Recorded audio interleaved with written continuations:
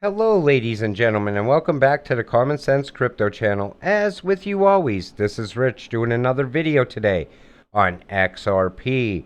But before I get started, please click the like and subscribe button as it helps this channel grow very quickly.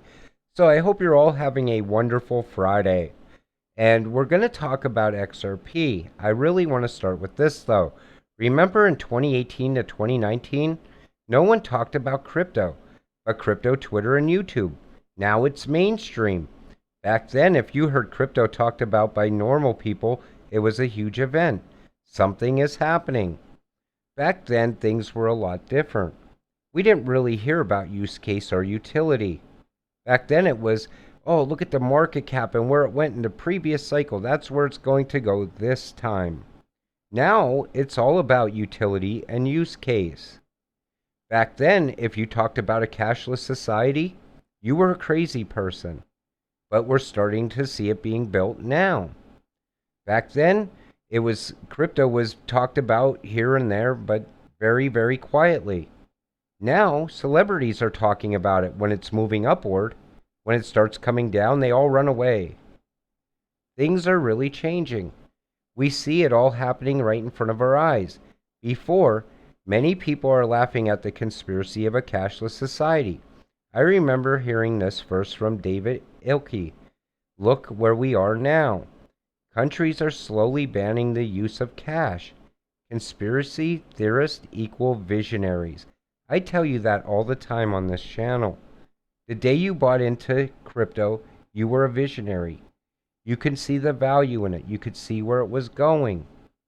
Now it's much easier. Now you could see the use case, the utility. What's being built right in front of our eyes. It's much easier than it was back then.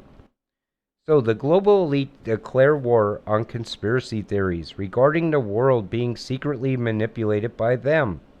The UN declares war on dangerous conspiracy theories. The world is not secretly manipulated by the global elite. Listen, if they have to come out and say that, guess what? They're manipulating things. And then we see this.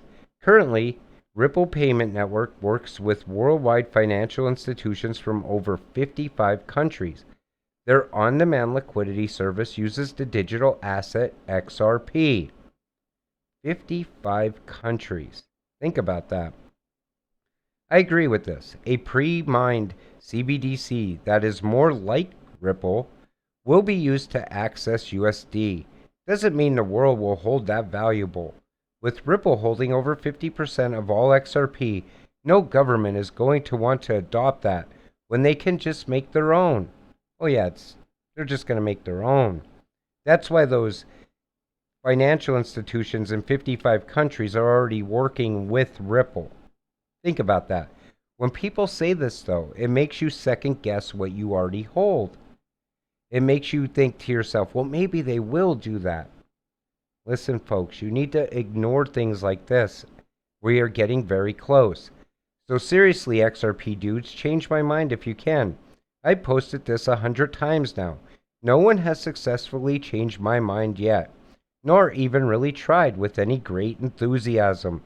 So I think they know it. XRP to zero with the first G7 CBDC. Now here's the thing. That might work inside of the G7.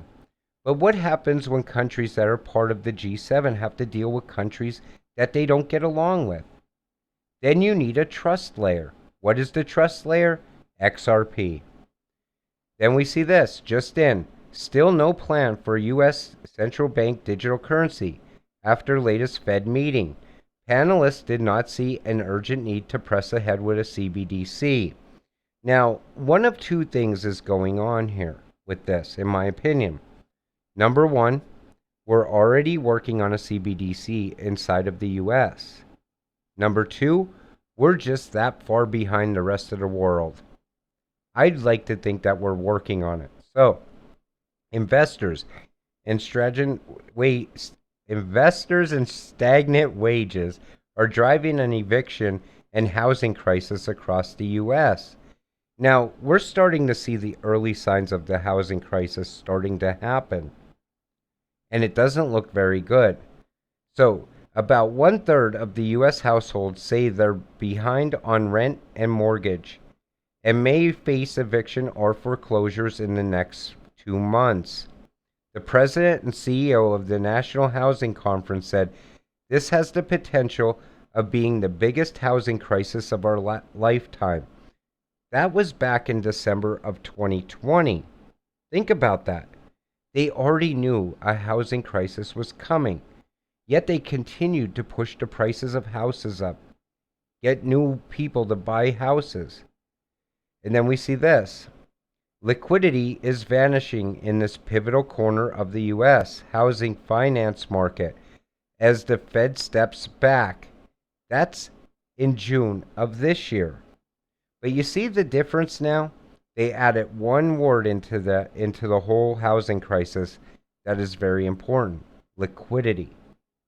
They are going to create a massive liquidity crisis. You could see it coming. I pointed it out to you many times in many videos on this channel. We see it overseas. We see it in China. We see it talked about in Europe. We see it talked about all the time. Liquidity, liquidity. It's almost like they're trying to get that word stuck into your head because they know exactly what they're going to do at some point. The U.S. Federal Reserve Bank was still injecting exceptional liquidity into the economy in the week in March when the U.S. printed a 7% plus inflation print. Think about that. There is a danger of the classic stop-go trap that haunted many Western central banks in the 1970s and 80s. They know exactly what they're doing, but yet they continue to do it. Why? Liquidity crisis. Then they usher in the new system and bring in XRP to save the day, on-demand liquidity. Then we see this. 99% of people around me at work have zero idea about the Fed, liquidity, and the switch that will save us all from disaster. Think about that. And I know most of you talk to people you know about crypto, and a lot of them will tell you, oh, I'm not interested in crypto. If I can't hold it in my hand, it's not real to me. Then you'll talk to them about flipping the switch to on-demand liquidity. They can't even envision it. They can't see it at all.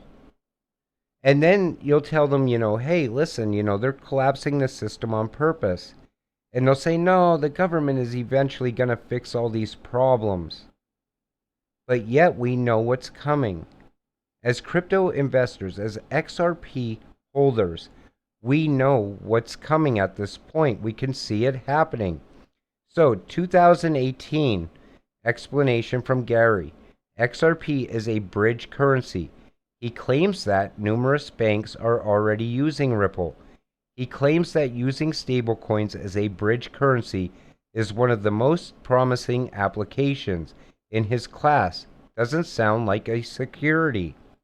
I think the Gary we seen in 2008 is not the same Gary we're seeing now. I think his pockets are open and he'll do whatever anyone that pays him will have him do. It's either very, very corrupt or he's holding XRP back until the right time. So we'll have to wait and see. But I know that XRP lawsuit is definitely going to be wrapping up very soon.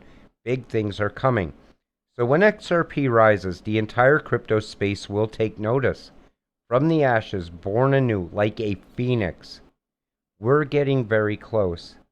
I think the price of XRP is going to start rising as we get closer to Flare going fully live, out of observation mode. I've said that a bunch of times. I think it's also going to rise and continue to rise as we get closer to November because of ISO. But I think at some point it's going to rise on the fact that the XRP lawsuit is going to end. That's going to push the price up very fast, in my opinion. And then we see this. Despite Ripple's legal woes, Binance Card adds support for XRP for payments. I commend Binance for doing that, honestly. But all I'm going to leave you with today is know what you hold, be patient, don't let the market shake you out, and we'll be rich eventually. It's just a matter of time. With that said, I'm going to wrap up today's video. I want to thank you all for watching. We'll see you in the next one. Have a great weekend.